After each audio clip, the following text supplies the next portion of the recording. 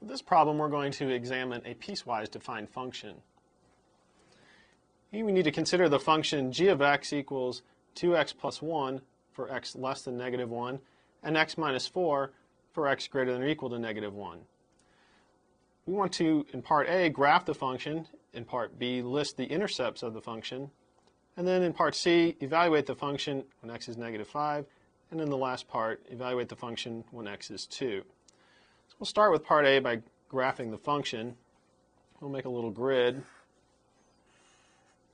1, 2, 3, 4, 5, 1, 2, 3, 4, 5, 1, 2, 3, 4, 5, 1, 2, 3, 4, 5.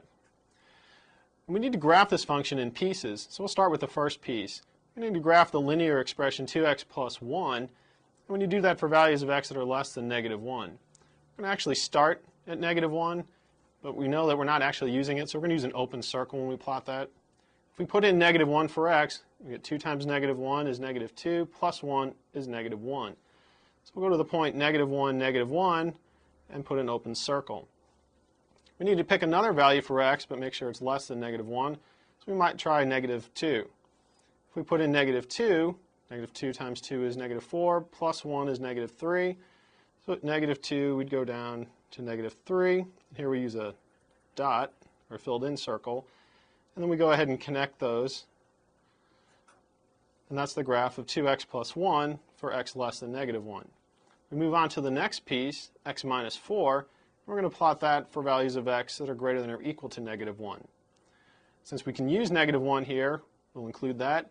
Negative 1 minus 4 is negative 5. So at negative 1, we go down 1, 2, 3, 4, 5. And we are actually using it for this piece, so we use a filled-in circle.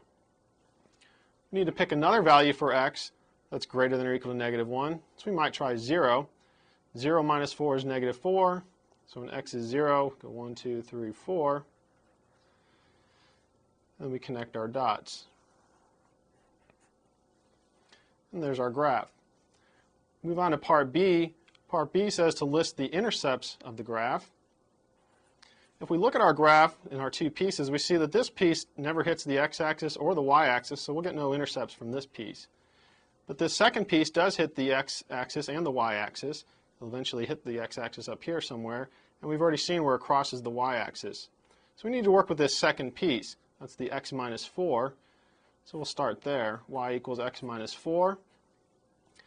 We want to find the x-intercept. We'll go ahead and let y equal 0 and solve that equation. So 0 equals x minus 4. That yields x is equal to 4. So our x-intercept is 4. We want to find the y-intercept. We would go ahead and let x equal 0, and we actually did that when we were plotting it. So we would get y is equal to 0 minus 4, which is negative 4. So our y-intercept is negative 4. If we're going to write these as ordered pairs, the two intercepts would be 4, 0, and 0, negative 4. For part C, we're asked to evaluate the function when x is negative 5. It's important here that we check our domain for each of these pieces. We need to find out where negative 5 occurs. Negative 5 is less than negative 1, which means we need to use this first piece.